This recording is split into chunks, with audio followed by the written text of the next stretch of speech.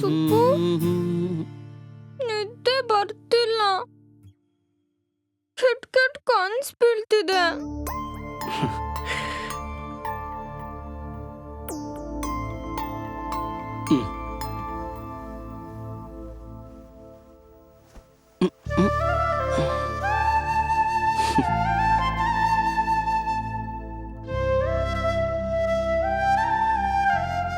ಸುಬ್ಬು, ನಮ್ಮ ಮನೆಯವ್ರು ನನಗೆ ತುಂಬಾ ನೆನಪಾಗ್ತಿದ್ದಾರೆ.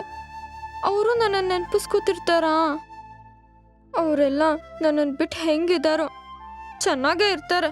ಅವರಿಗೆಲ್ಲ ಕೊಬ್ಬು. ನನ್ನ ಮನೆಗೆ ವಾಪಸ್ ಹೋದ್ರೆ ಸೇರಿಸ್ಕೊಳ್ಳೋದನ್ನ ಬಿಟ್ಟು ಹೊಡಿಯೋಕೆ ಬರ್ತಾರೆ. ಪಾಪ ಅವ್ರಿಗೆ ಯಾಕೆ ಬೈತೀಯ? ನಿಮ್ಮ ಮನೆಯವ್ರು ಒಳ್ಳೆಯವ್ರೆ. ಅವ್ರ ಸಂಕಟ ನಿನಗೆ ಅರ್ಥ ಆಗಲ್ಲ. ದಿಢೀರಂತ ಒಬ್ಬ ಹುಡುಗನ ಕರ್ಕೊಂಡೋಗಿ ಇವನೇ ನನ್ನ ಗಂಡ ಅಂದರೆ ಯಾರಿಗೆ ತಾನೇ ಕೋಪ ಬರಲ್ಲ ಹೇಳು? ಹೌದು, ನೀ ಹೇಳ್ತಿರೋದು ಕರೆಕ್ಟು. ಅವ್ರ ಪಾಪ ಅಲ್ವಾ? ನಾನು ಅವ್ರ ಮಗಳಾಗಿ ಹುಟ್ಟಬಾರ್ದಿತ್ತಲ್ವಾ? ಯಾವ ಮಕ್ಕಳು ಅಪ್ಪ ಅಮ್ಮಂಗೆ ನೋವು ಕೊಡಬಾರ್ದು. ನಾನು ನರ್ಕಕ್ಕೆ ಹೋಗ್ತೀನಲ್ಲ ಸುಬ್ಬು. ಇಷ್ಟೊತ್ತಿಗೆ ನಿಮ್ಮ ಮನೆಯವ್ರಿಗೆ ನಿನ್ನ ಮೇಲೆ ಕೋಪ ಕಡಿಮೆ ಆಗಿರುತ್ತೆ. ಕರ್ಕೊಂಡೋಗ್ಬಿಡ್ಲಾ? ಬೇಡ, ನಮ್ಮ ಮನೇಲಿ ಎಲ್ಲರೂ ಸಮಾಧಾನ ಆದರೂ ನಮ್ಮಪ್ಪಂಗೆ ಮಾತ್ರ ಕೋಪ ಕಮ್ಮಿ ಆಗಿರಲ್ಲ. ಅವ್ರಿಗೆ ಹಠ ಜಾಸ್ತಿ. ಇಷ್ಟೆಲ್ಲ ಗೊತ್ತಿದ್ರು ಮನೆ ಬಿಟ್ಟು ಓಡ್ ಹೋಗೋ ಪಂಡ ಧೈರ್ಯ ಹೇಗೆ ಮಾಡಿದೆ ನೀನು? ಗೊತ್ತಿಲ್ಲ. ಎಷ್ಟು ಮಿಸ್ ಮಾಡ್ಕೋತಿದೀಯಲ್ಲ ನೀನು ನಿಮ್ಮ ಮನೆಯವ್ರನ್ನ.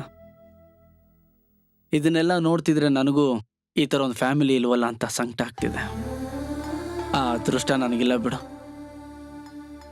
ಅಮ್ಮನ ತೋಳಲ್ಲಿ ಜೋಗುಳ ಕೇಳಲಿಲ್ಲ, ಅಪ್ಪನ ಹೆಗ್ಲೇರೆ ಆಟ ಆಡಲಿಲ್ಲ, ಅಜ್ಜಿ ಮಡ್ಲಲ್ಲಿ ಮಲಗಿ ಕತೆ ಕೇಳಲಿಲ್ಲ.